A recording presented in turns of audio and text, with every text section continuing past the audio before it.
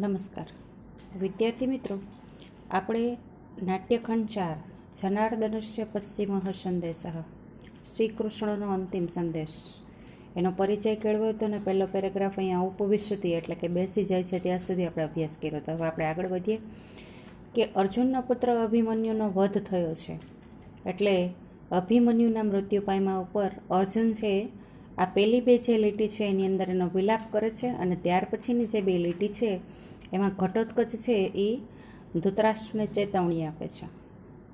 આ પહેલી બે લીટી છે એનો પ્રશ્ન પણ છે કે અભિમન્યુનું મૃત્યુ થતાં અર્જુને કરેલો વિલાપ. તો અહીંથી આપણે શરૂ કરીશું. પિતામહ ઘટોત્કચ ધૃતરાષ્ટ્રને સંબોધીને કહે છે કે પિતામહ સાંભળો, એમ શ્રૂયતામ એટલે સાંભળો, કે પિતામહ શ્રૂયતામ સાંભળો. અર્જુન કેવો વિલાપ કરે છે? તો અહીંથી અર્જુનનો વિલાપ ચાલુ થાય છે. હા એટલે હાય રે, જે મૃત્યુ પામ્યો છે એના માટે હાય રે એવો શબ્દ પ્રયોગ થાય છે ગુજરાતીની અંદર. વત્સ એટલે પુત્ર પણ થાય અને શિષ્ય પણ થાય. કે હા વત્સ એટલે કે હાય રે પુત્ર અભિમન્યુ, હા વત્સ હાય રે પુત્ર.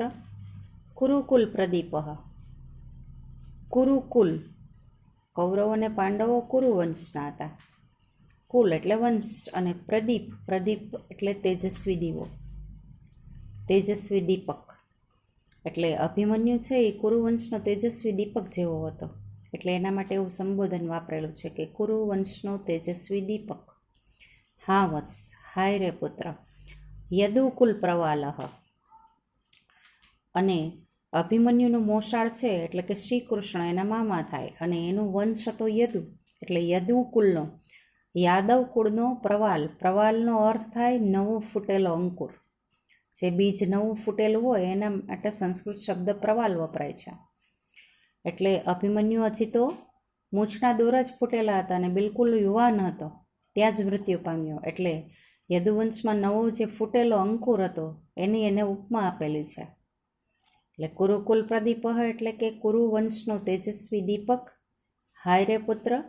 યદુકુળનો નવો પ્રવાલ એટલે કે યદુકુળનો નવો અંકુર. તવ જનનીમ, તવ એટલે તારી, જનનીમ એટલે કે માતાને, માતુલમ એટલે મામા થાય. મામા શ્રી કૃષ્ણ છે એટલે કે તારી માને, મામાને. મામ વત્તા અપી, મામ એટલે મને અને અપી એટલે પણ, કે મને પણ પરિત્યજ્ય. આ પરિત્યજ્ય છે એ સંબંધક ભૂતકૃદન છે. પરિત્યજ્ય એટલે છોડીને. પિતામહમ દ્રષ્ટુમ વત્તા આશયા. હવે અહીંયા પિતામહ કયા? ધૃતરાષ્ટ્ર નહીં, પરંતુ અર્જુનના પિતા પાંડુરાજા હતા જે અભિમન્યુના દાદા થાય, જે અત્યારે મૃત્યુ પામ્યા છે. એવા પિતામહની વાત છે અહીંયા કે જે સ્વર્ગે અત્યારે છે. કે તારી માતાને, મામાને, મામ અપી મને પણ પરિત્યજ્ય છોડીને. પિતામહમ દ્રષ્ટુમ આશયા, કે પિતામહને દ્રષ્ટુમ એટલે કે જોવા અથવા તો મળવાની, આશયા એટલે કે ઈચ્છાથી સ્વર્ગમ અભિગતો અસી. આની સંધિ બોલું છું, સ્વર્ગમ વત્તા અભિગત વત્તા અસી. અસી એટલે તું થાય, અભિગત એટલે સીધાવવું, ચાલ્યા જવું, મૃત્યુ પામવું, અને સ્વર્ગમ એટલે કે સ્વર્ગે સીધાવ્યો છે. તું સ્વર્ગે સીધાવ્યો છે. અર્જુન પોતાના પુત્ર અભિમન્યુની પાછળ આવો વિલાપ કરે છે કે તારી માતાને, મામાને અને મને પણ છોડીને તું પિતામહ કે પાંડુરાજાની વાત છે કે પિતામહને દ્રષ્ટુમાશયા એટલે કે જોવાની ઈચ્છાથી અથવા તો મળવાની ઈચ્છાથી સ્વર્ગમ અભિગત હસી, તું સ્વર્ગે સીધાવ્યો છે. આ બે લીટીનો અર્જુન વિલાપ કરે છે. ત્યાર પછી હવે પાછો ઘટોત્કચ ચેતવણી આપે છે કે પિતામહ, હવે આ પિતામહ એટલે ધૃતરાષ્ટ્ર, કે પિતામહ એક પુત્ર વિનાશાત કે એક પુત્રના વિનાશથી અર્જુનસ્ય અર્જુનની તાવત, તાવત એટલે તો ઈદૃશી ખલુ અવસ્થા. ઈદૃશી એટલે આવી, ખલુ એટલે ખરેખર, અવસ્થા એટલે દશા, સ્થિતિ. કે એક પુત્રના વિનાશથી અર્જુનની તો ઈદૃશી ખલુ અવસ્થા, કે અર્જુનની તો ખરેખર આવી દશા છે. કા પુનઃ ભવતો ભવિષ્યતિ, કા એટલે શી, પુનઃ એટલે વળી, ભવતો એટલે આપની અને ભવિષ્યતિ એટલે થશે. તો ભવતો તો આપની, પુનઃ વળી, કા શી ભવિષ્યતિ થશે. તો આપની વળી શી દશા થશે એમ અહીંયા કહેવાનું તાત્પર્ય છે કે અર્જુનને તો એક જ પુત્ર હતો ને જો એ મૃત્યુ પામ્યો તો અર્જુન આવો બહાવરો બની ગયો છે, તો તમારા તો 100 પુત્ર છે, જો એ મૃત્યુ પામશે તો તમારી વળી કેવી દશા થશે એ વિચારી લેજો. આનો પાછળ કહેવાનો આશય આવો છે. તતઃ તો પછી ક્ષિપ્રમ, ક્ષિપ્રમ એટલે જલ્દીથી, સત્વરે ઝડપથી. તો પછી સત્વરે ઇદાનીમ અત્યારે, આત્મબલાધાનમ, આત્મા એટલે આત્મામાં, બલા એટલે બળને, ધાનમ એટલે ધારણ કરવું, કે આત્મામાં બળને ધારણ કુરુષ્વ એટલે કે કરો. યથા તે પુત્ર શોક સમ ઉત્થિત વત્તા અગ્નિ વત્તા નઃ, દહેત વત્તા પ્રાણમયમ, હવિહ વત્તા ઇતિ. એક એક શબ્દના અર્થ સમજાવું છું. યથા એટલે જેથી, તે એટલે તમારા, પુત્ર શોક સમ ઉત્થિત, પુત્ર શોક એટલે કે પુત્રના શોકથી, સમ ઉત્થિત એટલે ઉઠેલા, અગ્નિહ એટલે અગ્નિમાં, નહ દહેત, આ ન દહેત આખું ક્રિયાપદ ભેગું છે. ન દહેત એટલે ન બાળે. શું ન બાળે? તો કે પ્રાણમયમ હવિહ, પ્રાણમયમ એટલે પ્રાણોરૂપી, હવિહ, હવિનો અર્થ થાય હૂત દ્રવ્ય. હૂત દ્રવ્ય કોને કહેવાય? કે આપણે જ્યારે યજ્ઞ કોઈ પણ પ્રકારનો કરીએ ત્યારે યજ્ઞના અગ્નિની અંદર આપણે જવ, તલ, પછી દધી, સમિધ, આ બધું જે હોમીએ છે એને સંસ્કૃતમાં હવિ કહેવાય, હૂત દ્રવ્ય કહેવાય, હોમવા માટેની સાધન સામગ્રી. એટલે અહીંયા હોમવા માટે શું કીધું છે? તો કે કૌરવ પક્ષના બધા જ લોકોના પ્રાણ, જેણે જેણે અભિમન્યુને મારેલા છે. તો અત્યારે અર્જુનના હૃદયમાં પુત્રના શોકથી ઉઠેલો જે અગ્નિ છે તેમાં તમારા પ્રાણોરૂપી હવિને ન બાળી નાખે, એટલે તમારા આત્મામાં એમ કે બળને ધારણ કરો. જોઈએ આટલું ફરી પાછું જોઈએ. પિતામહ શ્રૂયતામ, સાંભળો. હા વત્સ, હાય રે પુત્ર અભિમન્યુ, હા વત્સ, હાય રે પુત્ર. કુરુકુલ પ્રદીપ એટલે કે કુરુ વંશનો તેજસ્વી દીપક. હા વત્સ, હાય રે પુત્ર. યદુકુલ પ્રવાલ એટલે કે યદુ વંશનો નવો અંકુર. તવ જનનીમ એટલે કે તારી માતાને. માતુલમ એટલે મામાને. મામ વત્તા અપી એટલે કે મને પણ. પરિત્યજ્ય એટલે કે છોડીને. પિતામહમ એટલે કે પિતામહ પાંડુ રાજાને દ્રષ્ટુમાશયા જોવાની ઈચ્છાથી. અસી તું સ્વર્ગમ વત્તા અભિગત, તું સ્વર્ગે સીધાવ્યો છે. સ્વર્ગમ અભિગત એટલે સ્વર્ગે સીધાવવું એટલે કે મૃત્યુ પામવું. હવે ધૃતરાષ્ટ્રને સંબોધીને કહે છે કે પિતામહ, એક પુત્ર વિનાશાત કે એક પુત્રના વિનાશથી અર્જુનસ્ય તાવત કે અર્જુનની તો ઈદૃશી આવી ખલું ખરેખર અવસ્થા દશા છે. તો કા પુનઃ વત્તા ભવતો ભવિષ્યતિ, પુનઃ એટલે વળી, ભવતો એટલે આપની, અને કા ભવિષ્યતિ એટલે સી થશે. તો આપની વળી સી થશે. તતઃ તો પછી ક્ષિપ્રમ સત્વરે ઇદાનીમ અત્યારે, આત્મબલાધાનમ એટલે કે આત્મામાં બળને ધારણ કુરુષ્વ કરો. યથા જેથી, પુત્ર શોક સમુત્થિત કે પુત્રના શોકથી સમુત્થિત એટલે ઉઠેલા, અગ્નિહ એટલે કે અગ્નિમાં, તે તમારા પ્રાણમયમ હવિહ એટલે કે પ્રાણોરૂપી હવિષ્યને. પછી આ છેલ્લું ક્રિયાપદ લેવાનું કે ન દહેત, ન બાળે. ફરી પાછું ભાષાંતર બોલું છું કે પિતામહ સાંભળો. હાય રે પુત્ર અભિમન્યુ, હાય રે પુત્ર કુરુવંશનો તેજસ્વી દીપક. હાય રે પુત્ર, યદુકુળનો નવો અંકુર, તારી માતાને મામાને મને પણ છોડીને પિતામહ પાંડુ રાજને જોવાની ઈચ્છાથી તું સ્વર્ગે સિધાવ્યો છે. પિતામહ, એક પુત્રના વિનાશથી અર્જુનની તો ખરેખર આવી દશા છે, તો આપની વળી સી થશે? તો પછી સત્વરે અત્યારે આત્મામાં બળને ધારણ કરો, જેથી પુત્ર શોકથી ઉઠેલા અગ્નિમાં તમારા પ્રાણોરૂપી હવીને ન બાળે.